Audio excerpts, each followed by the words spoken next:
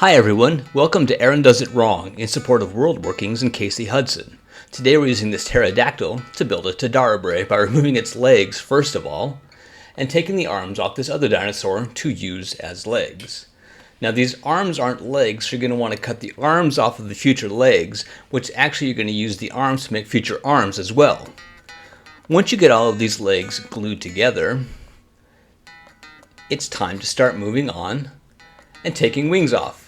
Now it's best not to tell people that you use the kitchen scissors when you use the kitchen scissors knife, and it's best to safely remove the claws as well.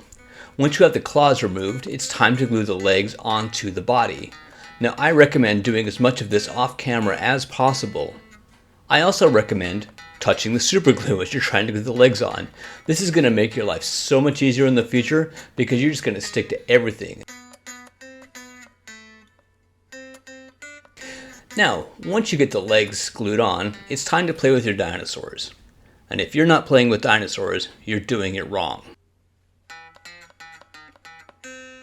Now, Tadarabrae, of course, have two sets of arms. One set of arms actually leads to the wing, while the other set is used to manipulate objects. And it's important to get these arms positioned in the correct places. Once you determine where that place is, just glue the arms onto where you want them to be. Then it's time to remove the head, which is a lot easier than you imagine it's going to be. So when you've got the head removed, it's time to actually start gluing the head from this other dinosaur that is just fantastic and will make a perfect Tadarabrae head. Once that's removed, use parts of the pieces of the wings that you've taken off and glue them onto the top of the body for a neck, and then of course lose all of the footage you have of attaching the head.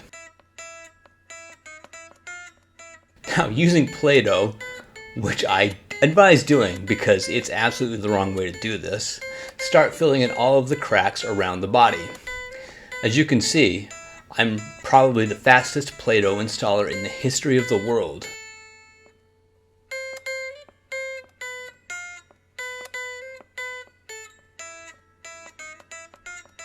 Since Play-Doh doesn't really stick to plastic very well, you're going to want to use a lot of wood glue as well.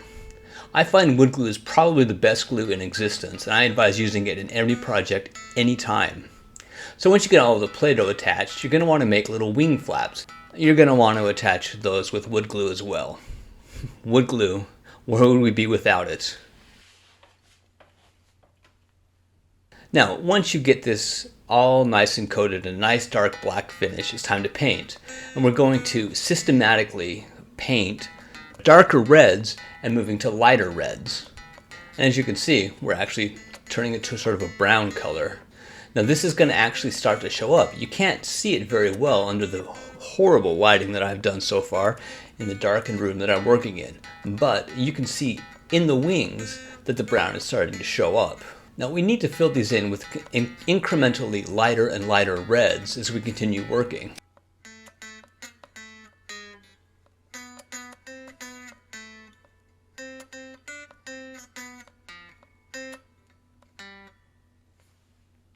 As we are working on this, it's time to focus on the sensory organs of the Tadarabrae.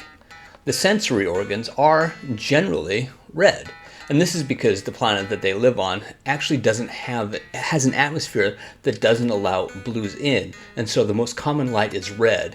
Everyone thinks that these are horns, but they're actually sensory organs. Once you fill the inside of the mouth with a little bit of red and start coloring in the teeth, this is starting to take shape. And now, I'm pleased to present Rhyace Kuthalo. Now, Rhyace is, of course, a racer. Now, Rhyace also has quite a few tattoos on her wings and her body, and you can see the beginnings of what I'm starting to do for the tattoos of her wings.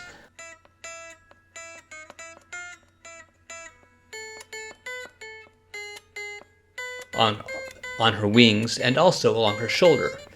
Now, I don't necessarily know what these tattoos mean. That is for Casey to decide as she builds this world. I just know that this racer has these tattoos on her wings and on her body, but she also has a tattoo that stretches along her back. My assumption is that this is probably like one of those really bad tribal tattoos that everybody was getting in the 90s. But once again, that will be for Casey to decide. And with that, I'm pleased to present the glamour shots of Rai-Ace. And please go find Casey Hudson at worldworkings.com, enjoy her blog, and enjoy Erin Does It Wrong. Thank you very much and have a good day.